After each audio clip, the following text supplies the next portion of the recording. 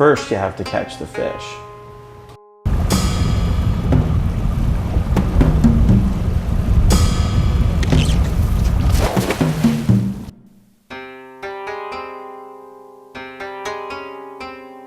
So what I'm doing here is I'm actually looking at the original fish that's caught to see what he looked like, because I'd like to try to get close. Gyutaku is an art form that appears in Japan and China in the early 1820s. It evolves at the same time that the paper appears and the inks appear, and it's pre-photography, so it's a way that the fishermen were able to prove the actual size of the fish. All of us fishermen exaggerate the size of the fish. So this process is a way of actually proving true fish size. From there, it became popular to do it with color. So you see the Gyutaku change from being black and white to being color. And it becomes more complicated from there in terms of composition, where there's multiple fish that are overlaid. So the first step is positioning of the fish. So this is foam board, and what I'm doing is I'm cutting out basically a bed underneath the fish so that the fish can lay into it and be as close as possible to the board, so when I'm putting the fins out, I don't have to support them as much.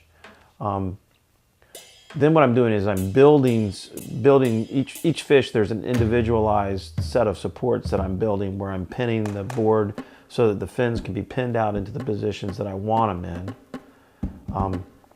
Same as the tail. The tail, because what's going to happen next is it's going in the refrigerator, where it will become very dry and very stiff. Now you're seeing me take the eye out. The eye needs to be removed because it's soft and it doesn't take ink, so you want the eye to be completely removed. I've always been interested in art and photography, and probably about 10 years ago, I was reading a fishing magazine about Gyutaku, and I became very interested in that, and my daughters were small then, and we were planning a trip down to the Keys, and I thought that might be an interesting project for us to try while we were down there. And we caught some interesting fish, and we kind of experimented with it, and I made a few pieces. The kids liked it, and some of my friends saw it, and they said, hey, I think I'd like to have one of those. So I tried it again, and I became really interested in the mechanics of it and the detail of it, and started to experiment with it. And over time, the papers, the inks particularly, I found very interesting. Just started doing a lot of it, the mechanics of practicing, doing it and trying to get better at it. That's how I became interested in it. So from there, I got involved with the artists at Tower Gallery, and they're a very nice group, and many of them are professional artists, and they really helped me a lot and lent me a hand, particularly with understanding composition and the inks. And that's been a home for me, and I feel very fortunate to be involved with them. The first thing we're going to do is put down a base layer of color on the fish. In nature, fish are counter-shaded. In general, they're darker on the top, lighter on the bottom, so that things from the bottom are looking up into the light, and birds can't see them as well and come and eat them. Generally, the fish are divided into 3 colors. What I'll do is put a base layer down. The fins tend to be darker. That's important for contrast. The lower fins are in general going to be lighter. And now what I'm doing is using a silk-covered piece of foam that's called a tampo, that is for developing that counter shading along the top part of the fish. Then what I'll do is go back, touch up the lips and the fins to try to get the color matched a little bit, as close as I possibly can to what the original fish was going to be. Now we're doing the test sheet.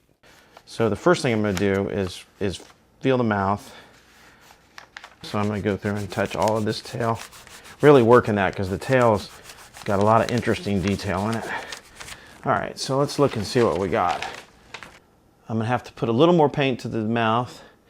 The colors are working fine. And I'm going to have to be real careful with this fin down here. But all in all, I think it's okay. What my plan is to put the first fish at the back of the painting facing forward, a whole fish, and then I'm going to build the rest of the fish forward from that fish. Once the paper goes on the fish, the paper can't be moved, the die is cast. So I'm going through and I'm trying to touch every piece of that fish to get the ink onto the paper. And that's the first image of the group of 3. Now what I'm doing is I'm using what's called a slip, where the slip blocks the ink from the other fish so it doesn't spoil the painting. And I'm looking at how each fish is on the paper in relation to the other fish. And that's the final slip that's on the front, where I'll put the head of a fish in front of that. And the whole time I'm hoping I don't mess up the ones behind it. So there's the final production, and it looks like it's probably going to work. And then what I'll do is go back and complete parts of the fish that are missing. The lips particularly are difficult, and sometimes I won't even include ink on them and I'll hand paint them afterwards. Now we're painting the eye. This is done with an acrylic. The eye isn't really round, it's oblong, and I'll often need to correct the actual shape and the sizing of the eye around it. And then there's a little white dot that looks like shading and gives the eye life.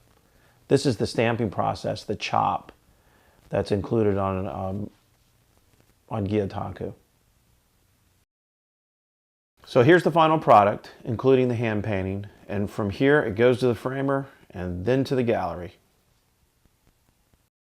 The way I know when I'm done is I frame it, and that keeps me from taking it apart again. Several times my wife has caught me disassembling the artwork at home and trying to work on it again. So if I can get it framed and at the gallery and sold, it's done.